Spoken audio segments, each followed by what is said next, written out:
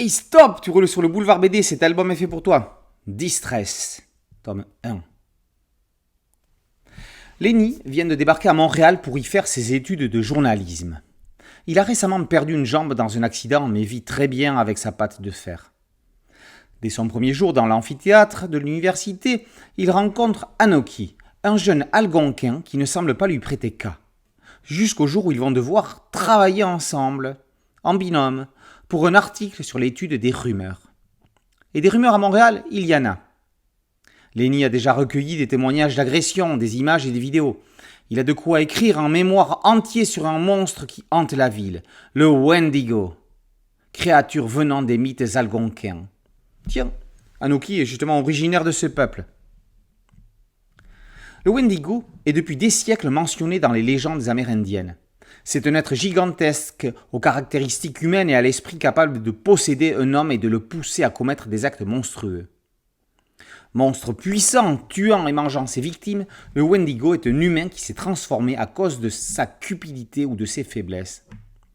Selon l'encyclopédie canadienne, sa légende illustre les dangers de l'isolement et de l'égoïsme, ainsi que l'importance de la communauté.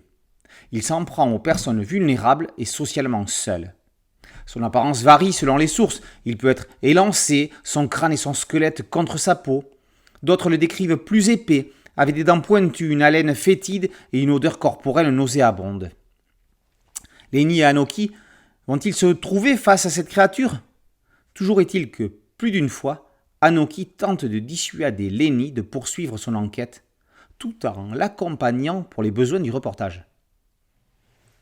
À l'origine, Distress est un webtoon. On peut se poser la question de l'intérêt de publier sur papier une histoire conçue et réalisée pour être lue sur smartphone, surtout vu la surproduction actuelle. Dans le cas de Distress, il faut reconnaître que l'adaptation est plutôt réussie et va permettre à l'histoire de conquérir un nouveau public. D'autant plus que le webtoon n'est pas encore une pratique de lecture réflexe, surtout pour les plus de 25 ans. Hugo Ferrante s'est chargé de la mise en page et du lettrage de l'histoire de Tot M. Le pari est réussi. Preuve en est, une fois l'album terminé, on n'a qu'une hâte, se rendre sur Webtoon Factory pour lire la suite qui est déjà publiée. Distress est un mot anglais polysémique. Le nom signifie tout autant détresse qu'angoisse, douleur, chagrin ou péril.